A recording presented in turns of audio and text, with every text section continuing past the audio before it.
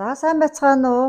За би та нартай нэг удаа нэг бичлэг хийсэн те хүний биед хоргүй одоо химийн хоргүй хийгдсэн ийм сав суулга те энэ ган сав суулганы тухай бас нэг хальт ярьжсэн те хэрэглэх яагаад хэрэглэх ёстой вэ гэхээр за ингээд ган сав суулга хэрэглэхэд хүмүүс бид нар нөгөө нэг өөрсдөө галаа тохируулахгүйгаасаа болоод нөгөө сав суулгаа ингээд бохирдуулаад доор нь юмаа наалдуулдаг те хоол ундаа наалдуулдаг.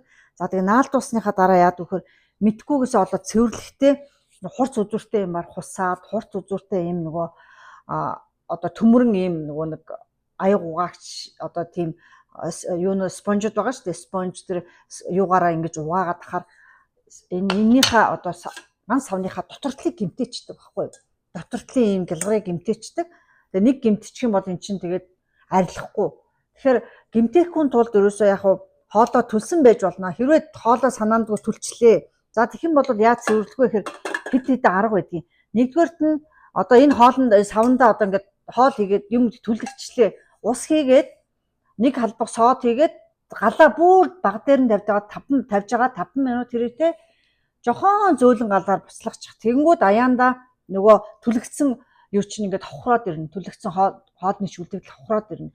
За бүр хохрохгүй жохон усаа хүртэл хүлээл одоо усаа хүртэл хүлээчих. Тэгэхээр аяанда хохрно.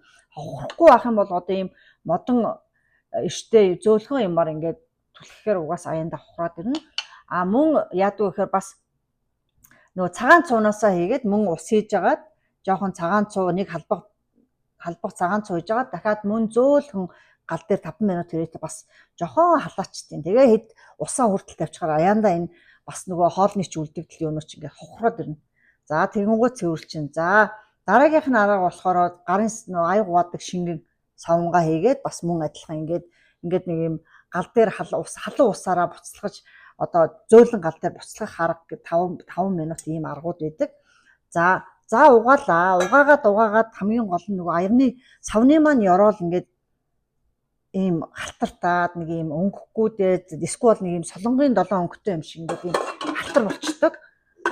За тэр тохиолдолд яах вэ гэхээр цагаан цуугаа ерөөсөө сав руугаа сайхан ингээд энийг болохоор би цагаан цуугаа цацагч руугаа хийсэн цагаан цуу угсуусаа тэгээд энэ лүгээ сайхан цацаад 5 минут хэрэгтээ байлгаж агаад нөгөө бүгдийн сайхан ингэж юу яаж одоо бүгдийн нэргэн тойрон энүүгээрээ сайхан цацаад тэгээд усаар зайлаад асгаад усаар зайлаад доторх нь орчихаар ингээд гялгар.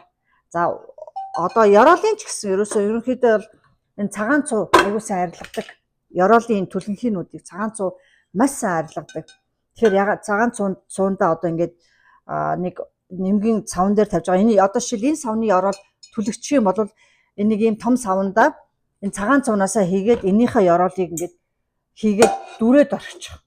За магадгүй цаг зав байх юм бол нэг цагийн дараа хийхэд аваад энийгээ сайхан ингээд зөөлөн ийм аяг угаагчаар ингэхээр эн чинь аяанда энэ ёроол нь арилчихна. Ёроолын нөө түлэнхийнүүд арилчихна. За тэгэл ингээд би бол ингээд яг савныхаа ёроолын хүртэл цэвэрлдэг болохоор ингээд яагаад гэдэг. Тэгэхээр сав суулгаа угаахтаа болж өгвөл ийм гой зөөлхөн одоо юугаар угаа төмөр ийм сав аяг тав угаадаг юмыг ер нь аль болох хэрэглэхгүй байсан зүйтэй гэж би зөвлөмөр байна. За ингээд миний савнууд бол ингээд урд нь та нарт үзүүлж ирсэн хуучин савнууд. Тэгээ энийг бол би ингээд байнга угаагаад цэвэрлээд байдаг болохоор ингээд байнга шин юм шиг ингээд хатгалаад хэрэгэлдэг. Тэгээ та нар ч гэсэн бас ингээд саваа бас сайхан шинээр нь ингээд хадгалах юм бол цэвэрлээд угаагаад хэрэглэх юм бол энэ бид нэг сайн чанарын одоо энэ ганц савнуудыг бид насан туршдаа хэрэглэх боломжтой байдгийг шүү.